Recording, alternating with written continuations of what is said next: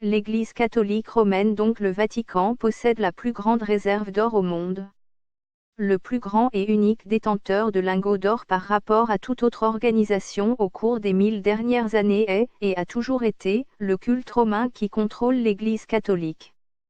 L'Église catholique romaine contrôle environ 60 350 tonnes d'or, soit 2 fois la taille des réserves officielles totales d'or dans le monde, soit environ 30,2% de tout l'or jamais extrait ou produit.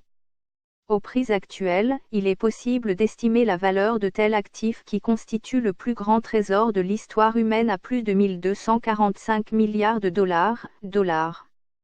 De nos jours, l'Église catholique romaine est revenue au nombre qui l'a ramenée à une position dominante dans le secteur de l'or qui n'avait pas été observé depuis la chute du Saint-Empire romain, vers 1100, une phase dans laquelle elle contrôlait un peu moins de 30% de l'or total présent dans le monde. Pendant la majeure partie des 1000 dernières années, l'Église catholique a pris une position dominante qui lui a permis de contrôler les marchés de l'or dans le monde, en ce qui concerne la possession de plus de 50% de l'or, et dans une position si dominante, du XIVe siècle jusqu'au XVIIe siècle, pour contrôler plus de 60% de tout l'or jamais extrait grâce aux Rothschild et au colonialisme et esclavage depuis la bulle papale 1454 autorisant l'esclavage et le pillage et la colonisation.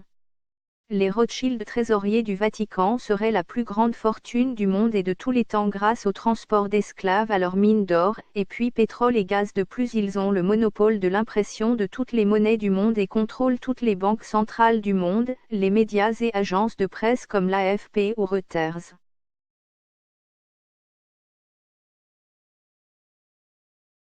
La France est une terre, donc un pays appartenant à la Banque de France qui est constitué d'étrangers comme des Suisses, des Hollandais, des Allemands ou Anglais qui possédent cette corporation, et les Français sont les simples employés de cette entreprise, les citoyens en fait les esclaves, les contribuables qui doivent payer un loyer pour avoir le droit de vivre sur ces terres qui ne leur appartiennent pas en tant qu'esclaves. Les Français n'ont pas le droit de posséder la terre réellement et ils n'ont pas de souveraineté individuelle, enfin ils n'ont pas le droit d'émettre leur propre monnaie. Sous la présidence du socialiste Vincent Auriol en 1947, au début de la Ive République, gouvernement Ramadier, Parti socialiste, la France est devenue une entreprise de droit commun avec un numéro de siret comme toutes les autres entreprises, spécialisées dans le secteur d'activité de l'administration publique générale.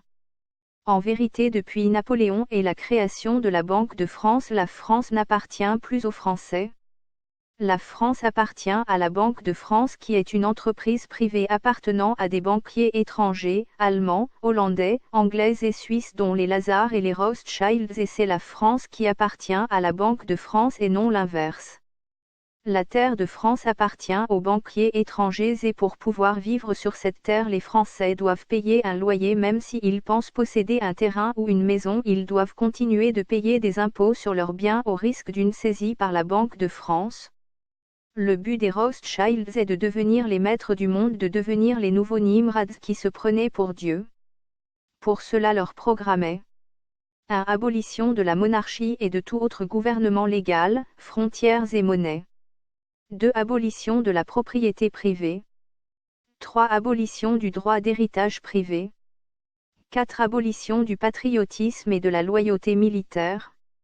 5. Abolition de la famille, c'est-à-dire du mariage comme lien permanent, et de la moralité familiale, permission de l'amour libre. L'éducation des enfants est confiée à la communauté, et filiation sauf celle des Rothschilds.